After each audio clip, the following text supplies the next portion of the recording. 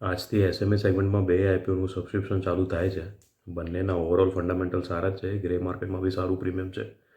એક છે Kabra jewels NSC SME સેગમેન્ટનું, આ છે, અને બીજું છે રિખવ સિક્યોરિટીઝ બીએસસી એસએમઈ સેગમેન્ટમાં. બંનેનું આજથી સબસ્ક્રિપ્શન ખુલ્લું છે. 17 જાન્યુઆરી સુધી ખુલ્લું રહેશે.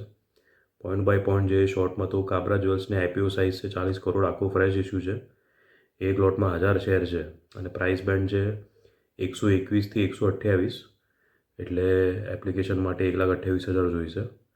રિખવ સિક્યોરિટીઝનું આઈપીઓ સાઇઝ મોટો છે 88.82 કરોડ, પણ આમાં ફ્રેશ ઇસ્યુ બી છે, ઓફર ફોર સેલ બી છે. અને સારી વાત એ છે આમનો પ્રાઇસ બેન્ડ પાછો ઓછો છે 82 થી 86, અને 1600 શેર છે એક લોટમાં, એટલે આમાં આપણને જોઈશે 1,37,600 રૂપિયા. હવે બીજું જોઈએ કઈ કંપની શું કરે છે, તો કાબરા જ્વેલ્સ છે તે 2010માં સ્થપાઈ હતી. નામ પરથી સમજી ગયા હશો કે રિટેલ જ્વેલરીનો બિઝનેસ કરે છે. અમદાવાદમાં આમના 6 શોરૂમ છે, 3 ઓફિસ છે અને એક એક્ઝિબિશન સેન્ટર છે. અને આમની બ્રાન્ડ છે એટલે મોટું નામ છે આમનું. બીજું રિખવ સિક્યોરિટીઝનું જોઈએ તો આ તો 1995માં સ્થપાઈ હતી કંપની. કંપની છે તે બ્રોકરેજ, ઇન્વેસ્ટિંગ અને બેન્કિંગ સર્વિસ પૂરી પાડે છે. બીએસસી, એનએસસી અને એમસીએક્સ આ ત્રણેયમાં કંપની રજિસ્ટર્ડ સ્ટોક બ્રોકર અને મેમ્બરશિપ છે આમની પાસે ત્રણેયની. શેર માર્કેટની સર્વિસીસમાં ઇન્ટ્રાડે ટ્રેડિંગ, ફ્યુચર ઓપ્શન એ બધું પણ સમાવેશ થાય છે. ઘણા બધા ડેરિવેટિવ્સ અને કોમોડિટી સેગમેન્ટમાં બી ટ્રેડ કરે છે. અને મ્યુચ્યુઅલ ફંડ એડવાઇઝર તરીકે પણ એમના ક્લાયન્ટને સર્વિસ આપે છે, ઇન્વેસ્ટમેન્ટ ઓપ્શન બધા આપે છે. હવે ત્રીજો પોઈન્ટ જોઈએ નેટ પ્રોફિટ માર્જિન. કાબરા જ્વેલ્સનું છે 5.73%, અને પ્રોફિટ ગ્રોથ જોઈએ તો 2021-22માં એમને થયો 5.40 કરોડનો નેટ પ્રોફિટ. 21-22માં, 22-23માં થોડોક ઘટ્યો અને નેટ પ્રોફિટ તો 4.40 કરોડ. 23-24માં ડબલથી બી વધારે વધી ગયો અને 9.39 કરોડનો પ્રોફિટ થયો.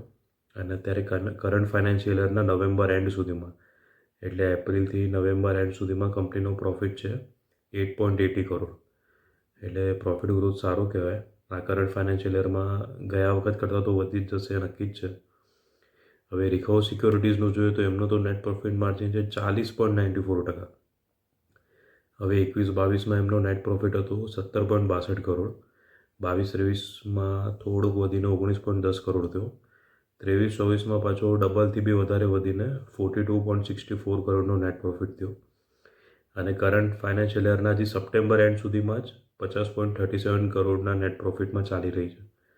એટલે આ તો જબરદસ્ત છે. હવે કદાચ આ કરંટ ફાઇનાન્શિયલ યરમાં, એટલે જે માર્ચ 2025માં પૂરું થશે, એમાં આવી જ રીતે જશે તો 100 કરોડનો બી પ્રોફિટ થઈ શકે. હવે બંને કંપનીઓ આઈપીઓના પૈસાથી શું કરશે એ જોઈએ તો કાબરા જ્વેલ્સે કીધું છે કે અમુક રીપેમેન્ટ કરશે અને જે મૂડી ખર્ચ જોઈએ બિઝનેસ માટે એમાં કરશે. અને રિખવ સિક્યોરિટીઝે કીધું છે કે અમુક સોફ્ટવેર ખરીદવા, લેપટોપ અને કોમ્પ્યુટર ખરીદવા અને બીજા બધા મૂડી ખર્ચ માટે કરશે.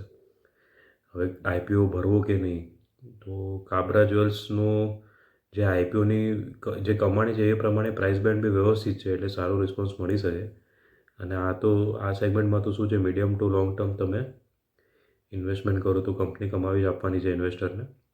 એટલે જ છે તે એમનું ગ્રે માર્કેટમાં 58%થી પણ વધારે પ્રીમિયમ અત્યારે બોલાઈ રહ્યું છે 15 જાન્યુઆરીની સવારે. એટલે ગ્રે માર્કેટ આમનું સારું છે કાબરા જ્વેલ્સનું.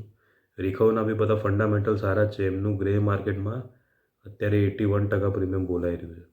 એટલે બંનેના ગ્રે માર્કેટમાં બી પ્રીમિયમ સારા છે. એટલે પછી તમને જે યોગ્ય લાગે એમાં તમે ઇન્વેસ્ટ કરી શકો. આ તો બંને જ સારી છે કંપનીઓ.